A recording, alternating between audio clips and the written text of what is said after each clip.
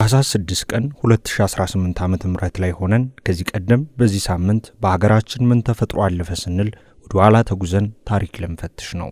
የሳምንቱን ታሪክ ልንዘክር፣ ምን ተሰርቶ ምን ተከውኖ ታለፈ ብለን የዘመን ምዕራፎችን ልናገላብጥ ዛሬ የምንኖርበትን ዓለም የቀረጹ ክስተቶችን ፈትሸን እነሆ ይህ ተከውኖ ነበር ልንል በዛሬው ሳምንቱን በታሪክ ጥንቅራችንም በዘመን ኮርቻ ወደ ኋላ ተሳፍረን ሀገራችን ካየቻቸውና ታሪክ ከማይረሳቸው ታሪካዊ ክንውኖች አንዱን እናስታውሳለን። ታኅሳስ 6 ቀን 2001 ዓ.ም ኢትዮጵያዊው መኳንንት የታሪክ ምሁርና የቀድሞ ምክትል ጠቅላይ ሚኒስትር የነበሩት ደጃዝማች ዘውዴ ገብረስላሴ ከዚህ ዓለም ድካም በሞት የተለዩበት ዕለት ነው። በኢትዮጵያ የፖለቲካ ታሪክ ውስጥ ስማቸው ከሚጠቀሱት መካከል እጅግ ጥልቅ ምሁራንና መሪዎች አንዱ የሆኑት ደጃዝማች ዘውዴ ገብረስላሴ የተወለዱት ጥቅምት 3 ቀን 1919 ዓ.ም ከአዲስ አበባ በስተሰሜን ምዕራብ በኩል በመካ ክፍለ ከተማ በጋዱ መንደር ነው። አባታቸው ደጃዝማች ገብረስላሴ የአድዋ ገዢ የነበሩ ሲሆን እናታቸው ወለተ እስራኤል ስዩም ደግሞ ከንጉሠ ነገሥት ዮሐንስ አራተኛ ጋር በትውልድ በኩል ከሰለሞን ሥርወ መንግሥት ጋር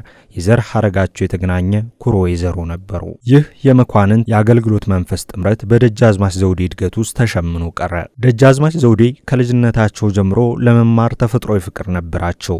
የጨቅላነት ዕድሜ አብቅቶ ዕድሜያቸው ለትምህርት ሲደርስም የመጀመሪያ ትምህርታቸው በአዲስ አበባ ከተማ በግል አስተማሪዎች ስር ነበር። በመምህራኖቻቸው አማካኝነትም ቋንቋዎችን፣ ስነ ጽሑፍንና የሀገራቸውን የበለጸገ የባህል ቅርስ ይማሩ ነበር። ነገር ግን ደጃዝማች ዘውዴ ብልህነቱ ሰፋ ያለ አድማስን ይናፍቁ ነበር። በዚህ የተነሳም በጣሊያን ወረራ ወቅት ኢትዮጵያ የተወሳሰቡ ችግሮች ውስጥ ስትገባ ቤተሰቦቻቸው ወደ ካይሮ ለመሰደድ ተገደዱ። እዚያም ለደጃዝማች ዘውዴ ትምህርት ማምለጫና የወደፊት አገልግሎት ተስፋ ሆነላቸው። ኢትዮጵያ ከወረራው ነጻ ከወጣች በኋላ ደጃዝማች ዘውዴ ወደ አዲስ አበባ ተመልሰው በቀዳማዊ አፄ ኃይለ ሥላሴ ሁለተኛ ደረጃ ትምህርት ቤት ትምህርታቸውን መከታተል ቀጠሉ። ይህ የትምህርት ጉዞ ብዙም ሳይቆይ ወደ ውጭ ሀገር እንዲያምሩ አድርጓቸዋል። በመጀመሪያ በሀገረ እንግሊዝ ወደሚገኘው ኤክሰተር ዩኒቨርሲቲ ገቡ።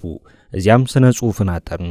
ከዚያም ወደ ኦክስፎርድ ዩኒቨርሲቲና ሴንት አንቶኒ ኮሌጅ አቅንተው ዕውቀታቸውን አዳበሩ። በለንደን በሚገኘው ሊንከን ኢን ዩኒቨርሲቲ ደግሞ የላቀ ትምህርትና የሕግ ስልጠና ወሰዱ። ደጃዝማች ዘውዴ ገብረስላሴ በሀገረ እንግሊዝ የነበራቸው ቆይታ የወደፊት ማንነታቸውን የቀረጸ ነበር። ዓለም አቀፍ አስተሳሰብን ከመቅሰም አልፎ የንግግር የሕግና ፖለቲካ ሳይንስን ክህሎት የመማር ቆይታ ነበራቸው። ደጃዝማች ዘውዴ በ1950ዎቹ መጀመሪያ ላይ ወደ ኢትዮጵያ ሲመለሱ ምሁራዊነትን ከህዝብ አገልግሎት ጋር የሚያዋህድ ስራ ጀመሩ።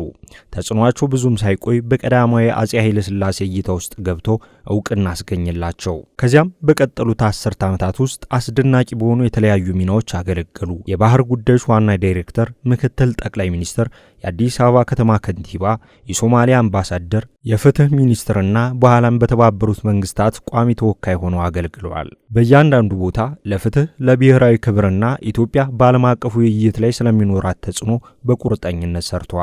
የፍትህ ሚኒስትር በነበሩበት ወቅት የህግ ተቋማትን የሚያጠናክሩ ማሻሻያዎችን አቅጣጫ ሰጥተዋል። እንደ ዋና ከተማዋ ከንቲባነት ባህልን ከህዝብ ፍላጎቶች ጋር አመጣጥነዋል። በተባበሩት መንግስታት ድርጅት ቆይታቸው ለኢትዮጵያ ብቻ ሳይሆን ከቅኝ ግዛት በኋላ ባለው ዓለም ውስጥ ክብርና እኩልነት ለማግኘት ለሚጓጉ አፍሪካውያን ሁሉ ታግለዋል።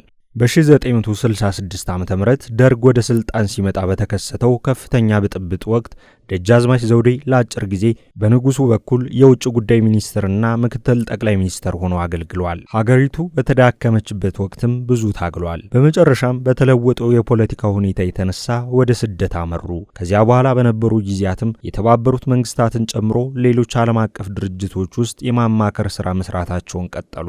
ሆኖም የደጃዝማች ዘውዴ ውርስ በፖለቲካ ብቻ የተወሰነ አልነበረም። በአፄ ዮሐንስ አራተኛ ላይና በኢትዮ ኤርትራ ግንኙነት ዙሪያ የሚያጠነጥኑ ዋና ዋና ስራዎችን የጻፉ ታላቅ የታሪክ ምሁር ነበሩ። የእርሳቸው ስራዎች ለኢትዮጵያውያን ያለፈውን ጊዜ በጥልቀት እንዲረዱ አስችሏል። ይህም ፈጣን ለውጥ ሲመጣ ብሔራዊ ንቃተ ህሊና እንደሚያስፈልግ ያስታወሰ ሂደት ነው። ታሪክ ያለፈ ሂደት ብቻ ሳይሆን አንድ ሀገር ራሱን የሚረዳበት መስታወት መሆኑ ይገለጻል። በዚህ መልኩ ደጃዝማች ዘውዴ ገብረስላሴ እንደ አንድ የመንግስት ሰው ወይም ዲፕሎማት ብቻ ሳይሆን በታሪክ ውስጥ የኢትዮጵያን ድምጽ ለመመለስ አምሯቸውን የሰጡ የታሪክ ምሁር ተደርገው ይታወሳሉ። የአፍሪካውያን ታሪክ ብዙውን ጊዜ በውጭ ሰዎች የተጻፉ በቅኝ ግዛት መነጽር የታዩና በውጭ ትርጓሜዎች የተቀመጡ ናቸው። ደጃዝማች ዘውዴ አፍሪካውያን በተለይም በቅኝ ያልተገዛችው ብቸኛዋ ሀገር ኢትዮጵያ የራሷን ታሪክ በማስረጃ በማስታወስና በብሔራዊ ንቃተ ህሊና ላይ የተመሰረተ አድርጋ መጻፍ እንዳለባት ተናግረዋል። ደጃዝማች ዘውዴ ገብረስላሴ ታሪክን በምሁራዊ ዲሲፕሊንና በአርበኝነት የቀረቡ ሰው ናቸው። በውጭ ሀገር ጥብቅ በሆኑ የአካዳሚክ አካባቢዎች ሰልጥነዋል።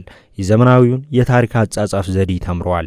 ነገር ግን ከኢትዮጵያ ምንጮች ወጎችና አመለካከቶች ራሳቸውን አላገለሉም። የኢትዮጵያ ያለፈ ታሪክ በፍቅር የሚገለጽ ወይም የሚታለል ፕሮፓጋንዳ ሳይሆን በሐቀኝነት ሊመረመር የሚገባው ውስብስብ እውነታ መሆኑን የተረዱ ምሁር እንደነበሩም ታሪካቸው ያስረዳል። ከደጃዝማች ዘውዴ ታሪካዊ አስተዋጽኦች መካከል በአጤ ዮሐንስ አራተኛና በ19ኛው ክፍለ ዘመን መጨረሻ ላይ በሚገኘው የኢትዮጵያ መንግስት ላይ አተኩረው የሰጡት ታሪካዊ ግንዛቤ አንዱ ሆኖ ይጠቀሳል። ደጃዝማች ዘውዴ በሰነዶች ማህደር በዲፕሎማሲያዊ መልእክቶችና የሀገሬው ተወላጅ ምንጮችን በመጠቀም አጤ ዮሐንስ አራተኛን እንደ ውስጣዊ ክፍፍል የውጭ ስጋቶችንና የኢትዮጵያ ሉዓላዊነትን ህልውና የሚመራ ስትራቴጂካዊ መሪ አድርገው ገልጸውታል። ይህም በማድረግ ደጃዝማች ዘውዴ አንዳንድ ታሪካዊ ትረካዎችን ተቃውሟል። ታሪክ የጀግኖች ውድድር ሳይሆን በሁኔታዎች በመስዋዕትነትና በብሔራዊ አስፈላጊነት የተቀረጸ የአመራር ቀጣይነት መሆኑንም ለኢትዮጵያውያን አስታውሰዋል። ስራቸው ኢትዮጵያውያን ከስሜታዊ ወይም ከክልላዊ ትርጓሜዎች ባሻገር ወደ ወሳኝ ታሪካዊ ግንዛቤ እንዲሸጋገሩ አበረታቷል። ደጃዝማች ዘውዴ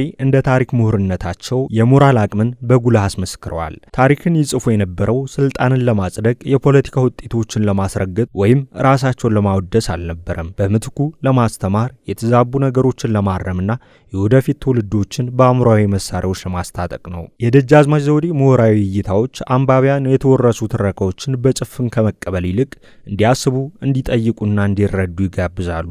የትዕግስትን ኃይልም ያስታውሳሉ። እርሳቸው ኢትዮጵያን በማዕረግ ወይም በስልጣን ብቻ ሳይሆን በአስተሳሰብና በምሁራዊ ብቃት ያገለግሉ ሰው ናቸው። ጦር ኃይሎች ድንበር እንደሚጠብቁት ሁሉ ታሪክም ማንነት እንደሚቀርጽ አስረድተዋል። ደጃዝማች ዘውዴ የኢትዮጵያን ትግል ክብርና ጽናት ያንጸባረቁ ሰው ነበሩ።